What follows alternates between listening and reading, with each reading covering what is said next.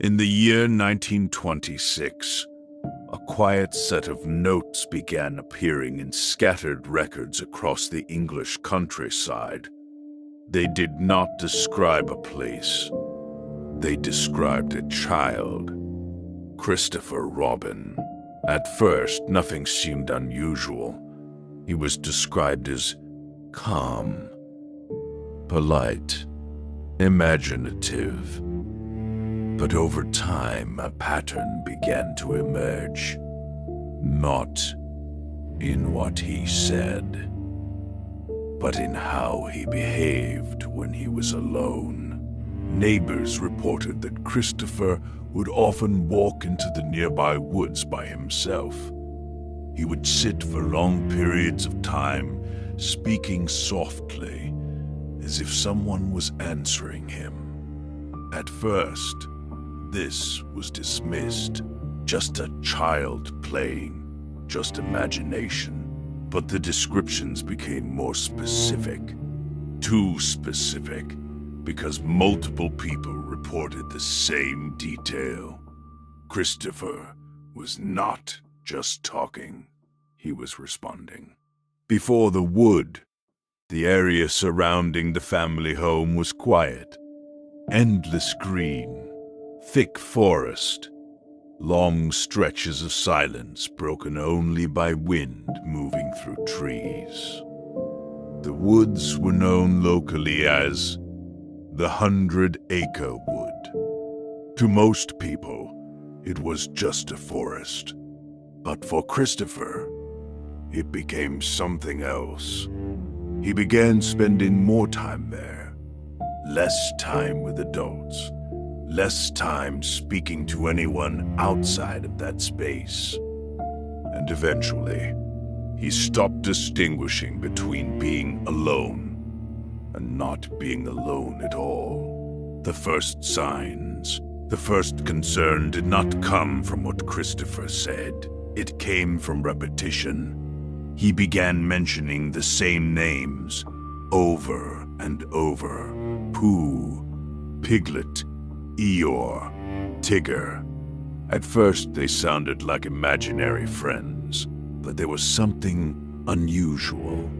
Christopher did not describe them as imaginary. He described them as present, as if they were already there, waiting. Pooh. The most frequently mentioned name was Pooh. Christopher described him as simple, slow, focused almost entirely on one thing: honey. At first, this seemed harmless, but psychologists later examined this pattern. Repetitive desire, narrow focus, reduced complexity. These are not traits of a companion. They are traits of mental withdrawal, a state where the mind simplifies itself to avoid something it cannot process. In several early notes, one observer wrote, "Pooh does not behave like a character. He behaves like a reduction, not a friend, a function." Piglet. The second figure was Piglet. Small, nervous, always afraid. Christopher often described Piglet as shaking, listening, reacting to sounds that were not always present. But the most important detail was that Piglet was afraid of things Christopher could not explain. There was no clear danger, no visible threat, only fear. In trauma psychology, fear without a visible cause is rarely random.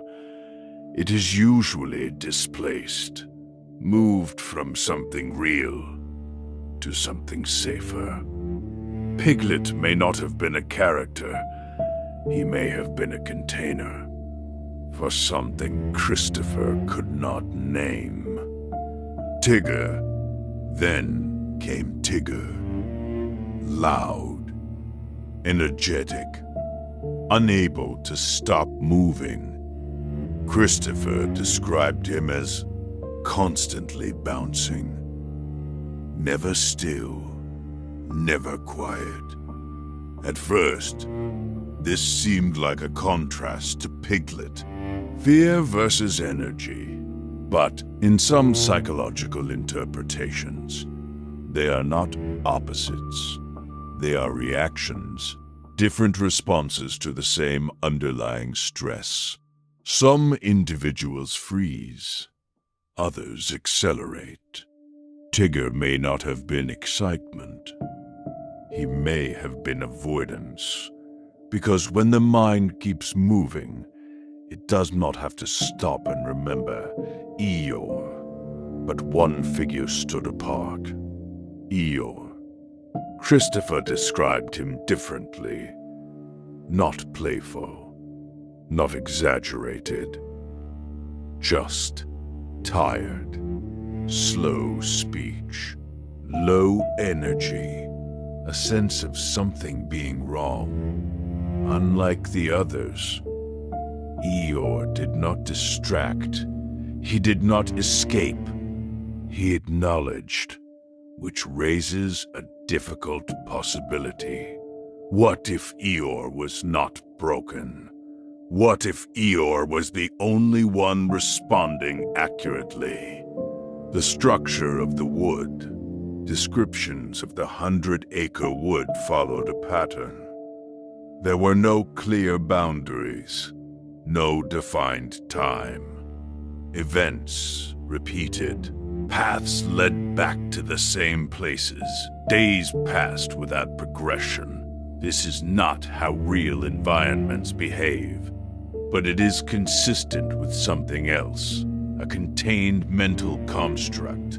A place built not to explore, but to remain inside. In such constructs, time does not move forward. It loops. Because moving forward would require change, and change would require facing something real. Christopher's role. In every account, Christopher is both inside the world and separate from it. He speaks to the characters, guides them, listens to them, but he also observes, almost as if he is both participant and creator. But one detail complicates that idea. Christopher does not control what happens. He reacts to it, which suggests something unsettling. This may not have been a world he created freely. It may have been a system he entered, because he had nowhere else to go. The missing detail. In several fragmented notes, there are references to an event, something that occurred before Christopher began spending time in the woods. But the descriptions are incomplete. The records do not explain it. They only imply it. A shift in behavior, a sudden change, followed by withdrawal, and then the appearance of the characters. In trauma studies, this pattern is not unfamiliar. An overwhelming experience, followed by dissociation, followed by the creation of an internal environment, a place where the mind can reorganize itself without confronting the original event. Why the world feels safe. At first glance, the 100-acre wood seems harmless. Soft tones, simple interactions, no real danger. But that safety is unusual, because it is incomplete. Nothing truly resolves, nothing progresses, nothing ends. This is not safety, this is containment.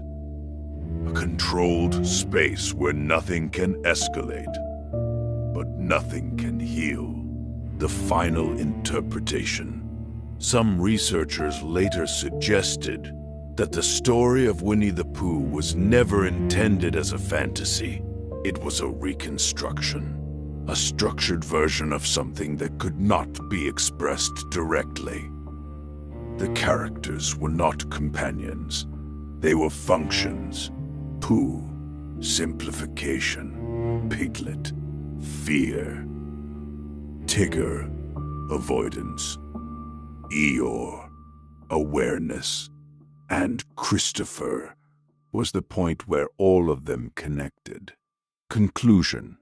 Most people remember Winnie the Pooh as a gentle story, a quiet forest, friendly characters, simple lessons, but early interpretations suggest another possibility. What if the 100-acre wood was never a place? What if it was a system designed to keep something contained? Because sometimes the mind does not erase what it cannot handle. It reorganizes it. It gives it names. It gives it form. It makes it softer, safer, understandable. But that does not make it harmless, and it does not make it disappear, because sometimes the quietest stories are the ones hiding the most.